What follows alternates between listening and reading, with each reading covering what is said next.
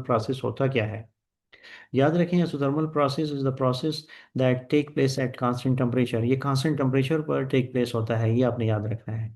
Ideal gas के case में इसका मतलब बॉयज लॉ के फॉर्मूले की सूरत में क्या है, पी वी इक्वल्स कांस्टेंट।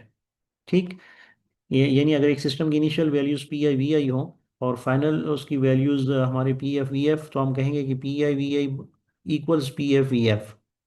तो उनमें इनका प्रोडक्ट इनिशियल और बाद में दोनों सेम रहता है। ठीक है। अच्छा, तो हमारे पास जो पीवी कर्व बनता है इस प्रोसेस के लिए, उसको हम आइसोथर्म कहते हैं। क्या कहते हैं जी? आइसोथर्म कहते हैं। जैसे कि आप इस ग्राफ में देख सकते हैं, हमारे पास पीवी ग्राफ है जिसमें एक्स एक्सिस पे वॉल्यूम है और वाई एक्सिस पर हमारे पास प्रेशर है। तो देखें, ये शुरू में हमारे पास इस पॉइंट पर जो वॉल्यूम V1 है उसके लिए प्रेशर हमारे पास क्या है, P1। और इस पॉइंट पर हमारे पास वॉल्यूम V2 है, उसके लिए प्रेशर क्या है, P2। ठीक है। और हमारे पास इस सिस्टम का टेम्परेचर क्या है, कांस्टेंट हमने रखा हुआ है। तो ऐसी सूरत में हमारे पास जो कर्व बनेगा इनके बीच में, यूं करके बनेगा ये कर्व, इसको कहते हैं आइसोथर्म। ठीक, क्या कहते हैं जी, आइसोथर्म कहते हैं। तो इस ग्राफ को आपने समझना है। अच्छा, एप्लीकेशन ऑफ फर्स्ट लॉ इसको देख लेते हैं आइसोथर्मल के केस में। देखें, आइडियल गैस में हम क्या करते हैं, हम कहते हैं आइडियल गैस में कि internal energy depends only on temperature. ठीक है, टेम्परेचर में चेंज आएगा तो इंटरनल एनर्जी में चेंज होगा।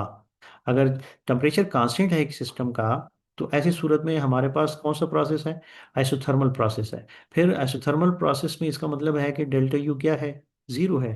चेंज इन इंटरनल एनर्जी क्या है, जीरो है। तो यहाँ से अब जब हम फर्स्ट लॉ लगाते हैं, Q equal delta U plus W, तो यहाँ पे चेंज हम क्या पुट करने वाले हैं, zero. Delta we you zero put करने वाले हैं, तो ऐसे में हमारे पास क्यू इक्वल होगा डब्ल्यू।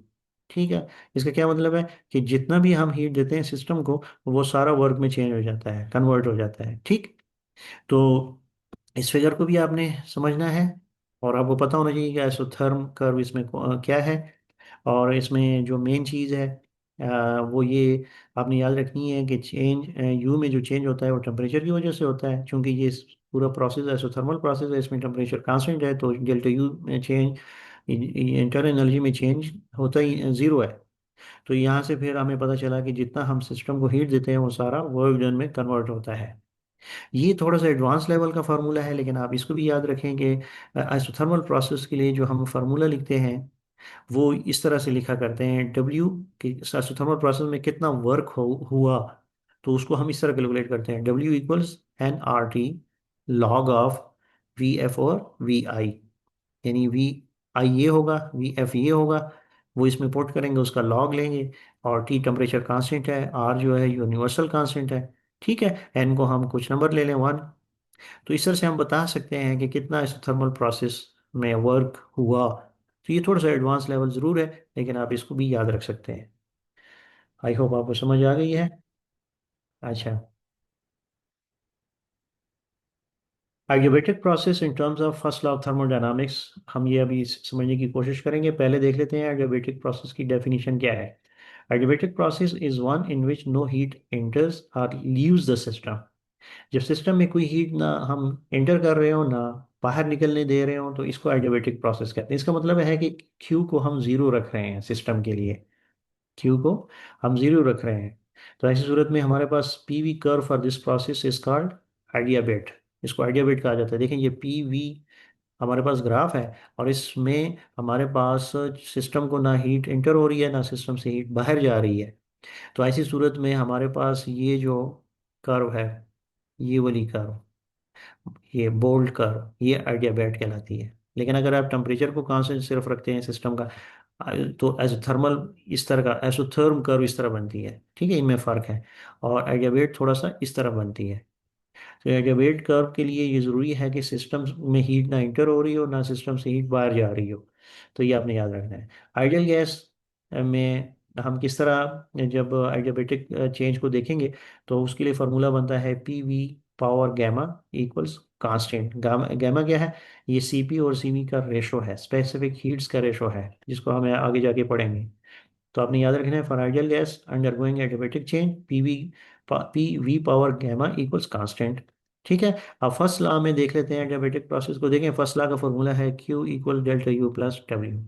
अब चूंकि इस सिस्टम के लिए, एडियाबेटिक सिस्टम के लिए हमारे पास Q0 है, तो यहाँ से हमें पता चला कि डेल्टा U इक्वल्स -W बनेगा। अब इसका क्या मतलब है, इसको समझ लेते हैं। अच्छा, अगर गैस एक्सपेंड हो रही हो, ठीक है, तो फिर इसका क्या मतलब है, work is done by the gas. If gas expands, work is done by the gas. इसका मतलब है this energy comes from the internal energy. ठीक, so temperature falls, temperature fall करेगा। लेकिन अगर गैस कंप्रेस्ड हो, तो इसका मतलब है work is done on the gas. ठीक है, if gas is compressed, work is done on the gas. ऐसी सूरत में इंटरनल एनर्जी इंक्रीज होगी, सो टेम्परेचर क्या होगा, राइज करेगा। तो ये बहुत ज़्यादा इंपॉर्टेंट पॉइंट्स, ये आपने याद रखने हैं, और इस पे एमसीक्यूज आ सकते हैं एग्जाम में। ठीक।